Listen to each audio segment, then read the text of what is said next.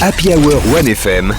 C'est systématiquement débile, mais c'est toujours inattendu. Les petites confidences d'Adrien Laplana.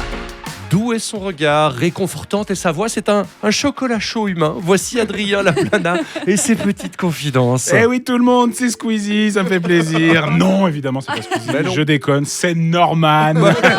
Non, c'est pas Norman, c'est bel et bien Adrien, merci Hervé de l'avoir précisé. Aujourd'hui, ma confidence, elle va toucher un classique de la Suisse, un rituel sacré de notre pays, le dimanche. J'aime pas trop ça. Bon, calmos pour les gens qui nous écoutent, qui sont fans de plaid ou de balade en forêt, on se calme. Aujourd'hui, en tant que jeune papa, j'arrive gentiment, pas à pas, dans la team du Sacro-Saint Dimanche.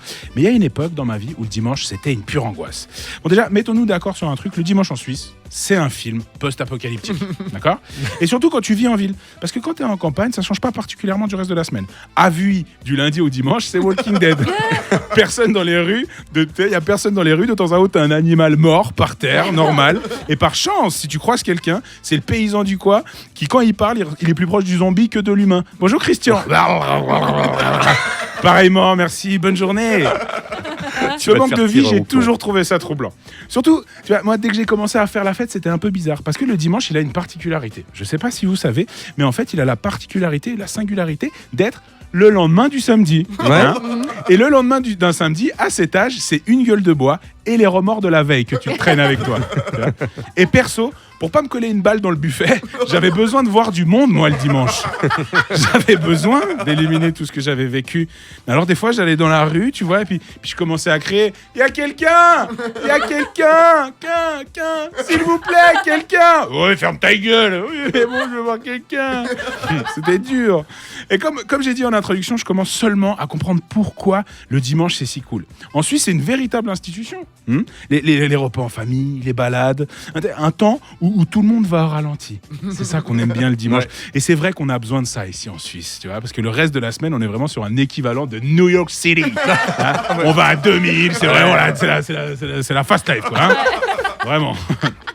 Mais c'est ça aussi qui est beau dans notre pays, vivre et prendre le temps de vivre et de travailler aussi, faut pas déconner.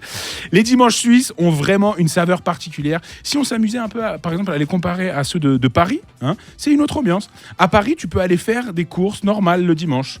En Suisse, tu peux acheter du pain à 7,80 francs le dimanche.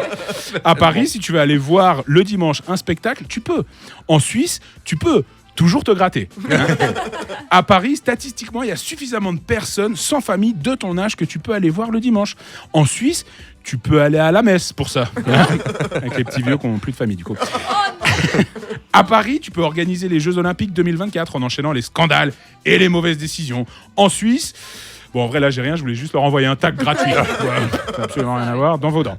Mais le dimanche, à Paris, il y a un truc qu'ils n'auront jamais et qu'ils n'ont pas. C'est la Suisse. Oh, c'est mielleux et patriotique. Oh, je me dégoûte comme un dimanche pluvieux. Bonne semaine. Merci Adrien Laplana. Merci beaucoup. Merci à vous. On a les agriculteurs d'Avilly qui sont en route avec leurs tracteurs et leurs panneaux retournés pour te casser la gueule. Allez, on leur passe un coucou. Quand même. On les embrasse, bien sûr. On comprend rien à ce qu'ils disent, mais on les embrasse. Allez, quel mépris de classe. Bravo. Allez l'attendre avec vos fourches au spectacle Red Apple, c'est ça ? Apple. Red Apple. Il est bilingue, le mec. Non, mais parce que je me suis dit c'est à Apple, tu vois là, le bled. Bah non, Red Apple. Red Apple, la pomme rouge, c'est le Tarantino improvisé, paraît-il. C'est ça, on fait un spectacle d'improvisation autour de l'univers de Tarantino. Du coup, si vous avez des camions, des fourches, mais vous payez l'entrée, bah venez. Moi, je croyais que c'était un Tarantino à Apple. Non. Voilà, non, très c'est bien. Apple. J'ai rien compris. Il y aurait pas des petits gens du 1FM Comedy Club aussi ? Si, il y a par exemple aussi Nina Cachelin. Oh oui, effectivement. Allez voir ça, je c'est rencontre vraiment sur ce très spectacle. stylé. C'est super.